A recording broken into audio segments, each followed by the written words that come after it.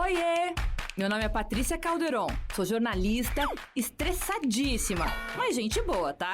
Ansiosa pra uns, paranoica pra outros. Esse aqui é o meu podcast, mas ele pode ser seu também. Decidi criar um canal pra gente falar sobre saúde mental sem noia, sem preconceito, sem tabu. Olá, tudo bem com vocês? Por aqui tá tudo ótimo, no ar mais um programa Não Pire e Respira, diretamente da sua Jovem Pan News Fortaleza, no programa Pan News em Revista, primeira edição. E hoje eu tenho o prazer de receber a cientista, doutora Caroline Caide. Doutora Caroline, é um prazer receber a doutora aqui, ela que é pesquisadora do Departamento de Genoma da USP e PhD em Genética do Câncer. E eu estou super curiosa com uma pesquisa que eu tenho acompanhado aí, inclusive estou sendo embaixadora dessa causa, sobre o Zika vírus, doutora. Eu quero que a doutora explique para o meu ouvinte, para quem está ouvindo a gente pelo podcast ou vai assistir a gente no YouTube, um grande inimigo se transformou em aliado. Que história é essa? Pois realmente foi uma visão que a gente conseguiu ter de um problema que o Brasil estava tendo lá em 2015, quando teve toda aquela comoção, né, da pandemia do Zika vírus, e as nossas agências financiadoras, né, a FAPESP, todas as pessoas que financiam a pesquisa, quando teve essa pandemia, nos chamou para essa urgência, do mesmo jeito que está acontecendo com o Covid agora, eles falaram, olha, vocês precisam pesquisar o vírus Zika, envolvam o vírus na pesquisa de vocês, a gente precisa descobrir como ele funciona e como que a gente pode tratar com ele. Então, não muito diferente de todos os laboratórios no Brasil, nós envolvemos essa pesquisa e o laboratório da professora Maia Nazatz começou a estudar o comportamento do vírus Zika na neurogênese, né, no desenvolvimento das crianças e por que ele causava microcefalia. Então, foi aí que nós descobrimos que o vírus Zika, ele tem preferência para um tipo de célula, que é a célula progenitora neural. O que seria essa célula? É aquela célula que está presente lá na fase fetal, quando ainda o bebê está na barriga da mãe, né? Então, ele gosta dessa célula especialmente, ele entra dentro dessa célula e ele mata essa célula. E é isso que dá o efeito, né, danoso no cérebro do bebê, que causa microcefalia. E, nesse período, eu estava fazendo doutorado, estudando os tumores pediátricos, né, tumores do sistema nervoso central. Tumores que acontecem no cérebro, né, de crianças e também alguns tumores adultos, como, por exemplo, o glioblastoma. E aqui no nosso laboratório, a gente viu que esses tumores, eles estão cheios de um tipo de célula, que são as células tronco tumorais, né? O que são essas células? São justamente aquelas células que dão mais agressividade a esses tumores cerebrais. Então, são células que são resistentes à quimio-radioterapia, elas sobrevivem ao tratamento, e assim, e depois que o paciente passa por esse tratamento, o tumor volta a crescer por causa dessas células. E a gente viu, né, como eu já disse, que o vírus Zika gosta dessas células tronco-neurais. Então, foi aí que foi o pulo do gato. Se o vírus Zika gosta de células tronco normais, que ocorrem só no feto, será que ele vai gostar dessas células tronco tumorais que a gente vê nos tumores cerebrais?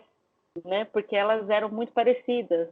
Eu, estudando a origem desses tumores, eu vi que elas eram muito parecidas. E a gente fez o primeiro teste. E aí foi a nossa grande surpresa.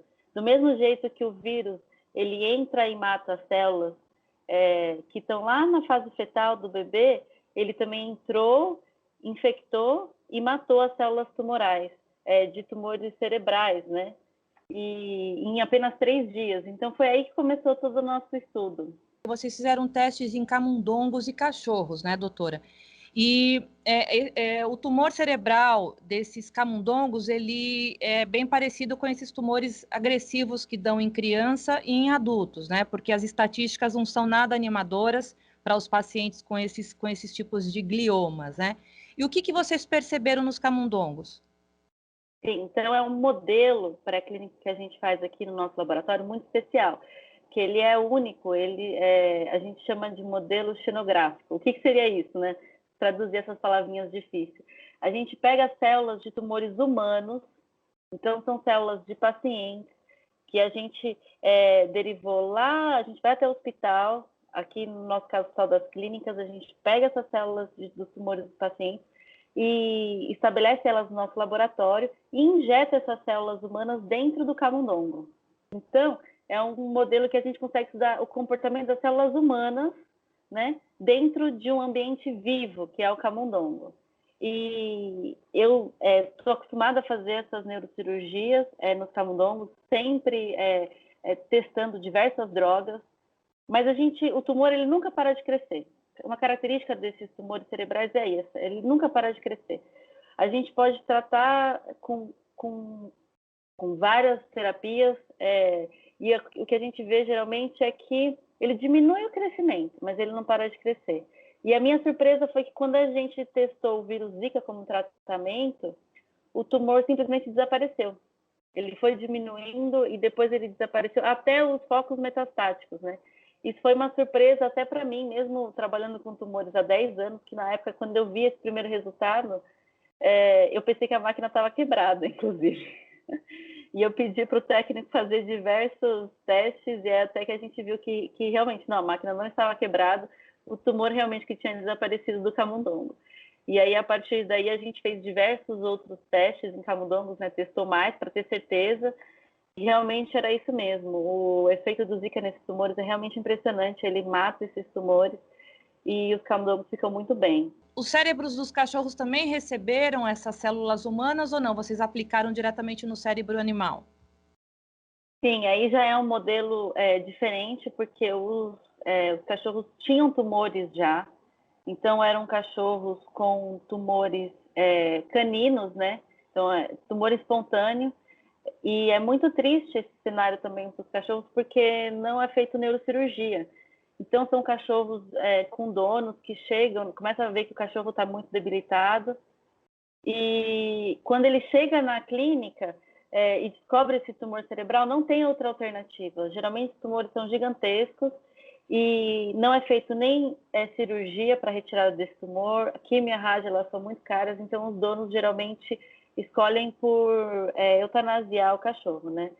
Mas a vantagem de você utilizar ele como modelo é porque o cachorro ele tem um sistema imunológico competente.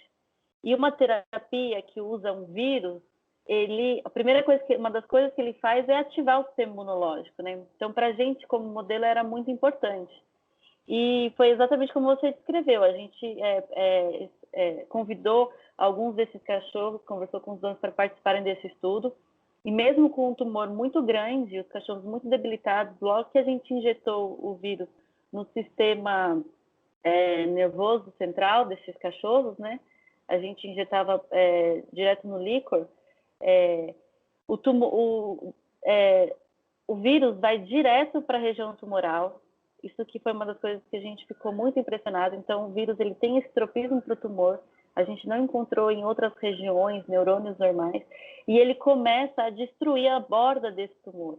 Então, logo que ele destrói a borda desse tumor, a pressão, né, no cérebro desse cachorro diminui. E isso é o que mostra uma melhora clínica desse cachorro. Então, o cachorro que não respondiam aos comandos dos donos, não desciam escada, eles voltam a fazer todas essas atividades. E esse teste, né, em primeiro lugar, a gente viu a segurança do tratamento. Então, se mostrou um tratamento seguro, não teve nenhum efeito colateral nos cachorros. A gente fez uma análise profunda em neurônios, em outros órgãos. E a gente teve uma remissão do tumor muito significativa, inclusive cada linha o tumor diminuiu em 5 centímetros cúbicos, né? Isso realmente foi muito impressionante. Doutora, e o principal que vocês perceberam também que as células sadias, elas não eram afetadas, né, pela experiência. Então, ia justamente como terapia-alvo, né, de atacar justamente a massa tumoral, as células tumorais e as células sadias, elas se mantinham intactas, né? Isso aconteceu em toda a fase da experiência? Sim, a gente viu que o vírus... Me desculpa, até porque a gente sabe, que eu me lembrei agora, que a quimioterapia, além de afetar as células tumorais, ela também acaba afetando as células sadias. E no caso com o Zika, isso não aconteceu, né? Desculpa interromper, mas prossiga, por favor. É exatamente isso, exatamente isso. Então, eu gosto de usar a analogia, né, que quimio e radioterapia é como matar uma formiga com bala de canhão, né? Então, você mata tudo que cresce no seu corpo, né? Todas as células que crescem, inclusive o tumor que está crescendo. Mas as terapias oncolíticas, as terapias com vírus, elas são completamente diferentes, porque você está usando um organismo vivo e ele vai direto no tumor, ele tem um tropismo, né? E o vírus Zika, ele só consegue infectar, né, e matar essas células com características de células-tronco, que são as células que estão presentes na fase fetal. Então, do mesmo jeito que quando um adulto ele se contamina com Zika, né, e tem a viremia do Zika, ele tem uma gripe, os sintomas de uma gripe, mas não afeta cérebro, não afeta outras células normais. Ele tem uma virose, né, e isso vai embora depois de alguns dias, porque não tem aquela célula progenitora, né, como acontece nos bebês. Agora, no caso do câncer, o câncer cerebral, você tem essas células tronco tumorais, por isso que ele vai direto ali e, de maneira bem seletiva, ele infecta essas células tumorais e ele mata essas células tumorais. Doutora, por que vocês querem direcionar primeiro essa pesquisa para crianças, né? Adultos vão poder receber essa vacina emergencial? Para quem está em casa escutando a gente, as pesquisadoras conseguiram uma parceria com a Anvisa, por isso que até uma vaquinha, através da sociedade civil, está sendo realizada, porque elas precisam de R$600 mil. Esse valor elas vão até ao Butantan, para o Butantan fazer essas vacinas de forma emergencial. Por quê? Porque essa pesquisa está numa fase que ela poderá ser testada em seres humanos, principalmente em crianças já em cuidados paliativos, onde nenhuma terapia mais já faz efeito. A doutora me corrige se eu estiver errada. E esse valor, o Butantan tendo para poder fazer uma primeira produção dessas vacinas, a Anvisa liberaria vocês a fazer como se fosse uma ação emergencial, como está acontecendo também com a Covid, né, doutora? Porque ocorreu também essa pesquisa rápida da vacina da Covid por conta da pandemia. Então, é uma pesquisa que duraria 3, 4, 5 anos para ficar pronta, ela ficou pronta antes, e isso pode acontecer com a vacina de vocês também, né? Sim, então a razão que a gente está focando primeiro em tumores pediátricos é porque a gente viu no laboratório que o efeito do vírus Zika em tumores pediátricos dele é mais forte. Não que ele não funcione também para glioblastoma, mas em tumores pediátricos, a gente consegue usar uma quantidade de vírus 5 vezes menor. E no caso do glioblastoma, a gente tem que aumentar para 5 vezes mais para ele ter o efeito que a gente observa, né, de morte.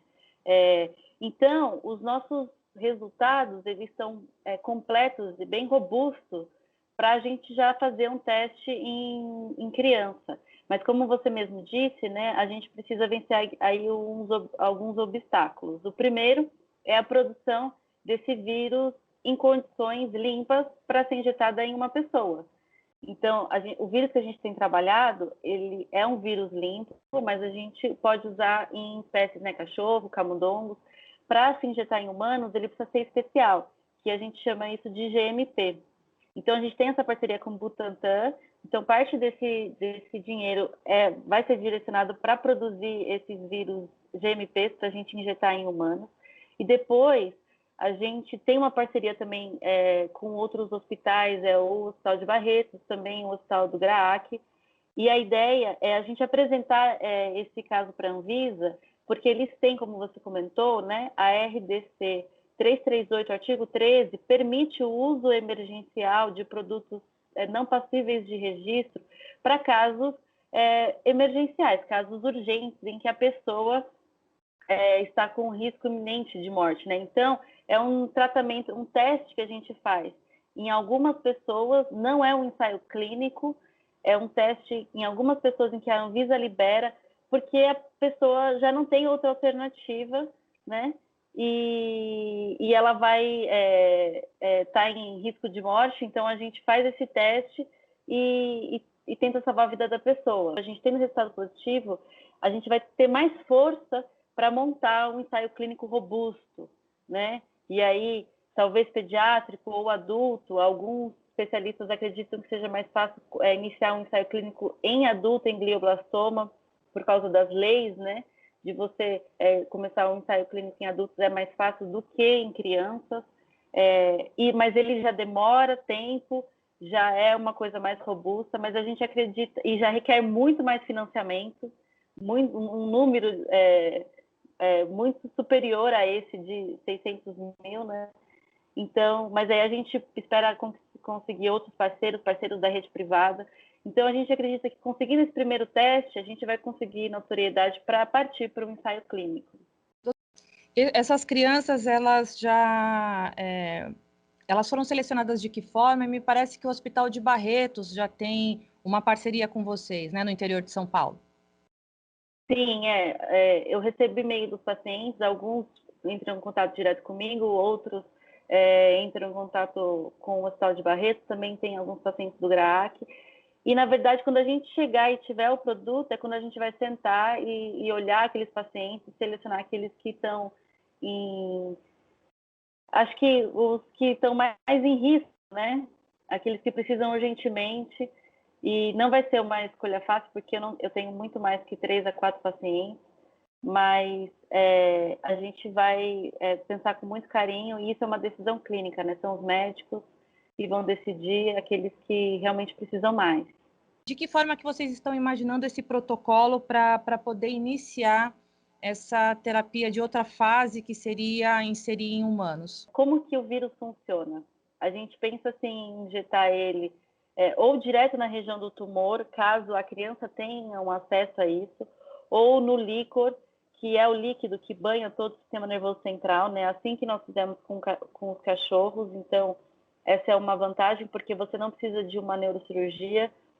Se a criança tem um acesso até o líquor, a gente injeta no líquor que banha o sistema nervoso central, e aí esse vírus, ele vai direto para a região do tumor, como nós vimos nos cachorros, e ali o vírus ele vai infectar essas células tumorais. Uma vez que o vírus entra dentro dessa célula, ele começa a produzir outros vírus e mata essa célula tumoral, e essa morte celular, junto com a presença do vírus, recruta o sistema imunológico para aquela região do tumor. Então, o grande diferencial dessa terapia é que ela tem duas ações, né? Uma que ela diretamente mata o tumor, e a segunda que ela recruta o sistema imunológico, que reconhece que tem alguma coisa errada ali, e ele vai e ajuda nesse processo de destruição do tumor. Doutora, para finalizar, essa pesquisa ela foi capa de uma revista científica importantíssima mundialmente falando, né? E essas publicações elas ocorrem realmente quando a pesquisa ela é séria e apresenta alguma eficácia, né? Como é para o departamento aí do genoma da USP receber essa boa notícia dessa publicação? Ela já é de 2018, mas eu imagino que vocês já continuam comemorando essa publicação, porque é uma bagagem incrível, né? Imagine um trabalho de mestrado se transformar numa capa de revista científica mundial. Primeiramente, queria dar os parabéns e entender como que funciona daqui para frente. Se tudo der certo e vai dar, essa vacina for eficaz, quais são os próximos passos? Sim, então lógico que foi um grande ganho da pesquisa brasileira, né? Não é fácil fazer pesquisa no Brasil, e quando a gente conseguiu esse resultado e essa publicação capa na Cancer Research, ela teve grande repercussão em todo o mundo, não só no Brasil, né? Em 2018, foi notícia no Daily Mail da Inglaterra, foi notícia na França, na Espanha, nos Estados Unidos. Diversos pesquisadores entraram em contato com o nosso laboratório para fazer colaborações do mundo inteiro. Então, a gente tem colaboração em Cambridge, em Stanford, em Harvard, tudo por causa dessa publicação, que eles viram que estava sendo feita uma pesquisa séria, então eles entraram em contato com a gente. E a gente não parou, a gente publicou os resultados dos cachorros, então a gente partiu para esse segundo modelo pré-clínico, porque a gente sabia que a Anvisa ela pede duas espécies, né? Então o camundongo e os cachorros. Nosso objetivo sempre foi levar essa terapia as pessoas, né, para os hospitais. Então, a gente teve essa publicação em 2018, a gente já começou o estudo dos cachorros, e a gente teve uma publicação importante na revista Molecular Therapy, que é uma importante revista também europeia. Porém, infelizmente, ela foi publicada em fevereiro de 2020. E a gente entrou em quarentena com Covid logo depois, né? Então, a pandemia, ela infelizmente, ou, né, por uma razão óbvia, ela abafou, sim, um pouco esse grande resultado dos cachorros que aconteceu no começo do ano passado. Todo mundo mobilizou, toda a comunidade científica também se mobilizou por causa do Covid, com razão. Mas nós não paramos, mesmo devagar nós continuamos, e agora a gente pensa em fazer esse primeiro first in human, né, esse primeiro teste em algumas pessoas, para conseguir mais notoriedade e partir para o ensaio clínico, em colaboração com a universidade, com empresas, né?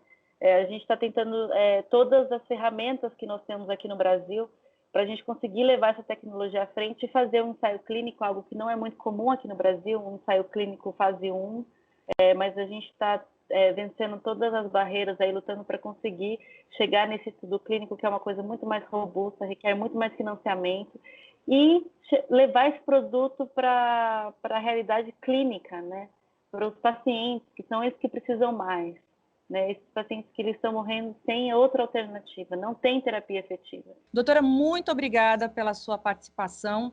Eu tenho certeza que é uma notícia incrível, né? É uma luz no fim do túnel, principalmente para pacientes e familiares que passam por esse tipo de diagnóstico. Obrigada, doutora. Eu que agradeço a oportunidade de falar do nosso estudo, né? Que é a nossa paixão. Até a próxima. Até a próxima. Bom, o programa Não Pira e Respira fica por aqui. Muito obrigada pela sua audiência, pela sua companhia, e acompanhe a gente nas redes sociais, no YouTube, no podcast e aqui na Jovem Pan News Fortaleza, no programa Pan News em Revista, primeira edição. A gente se vê. Tchau.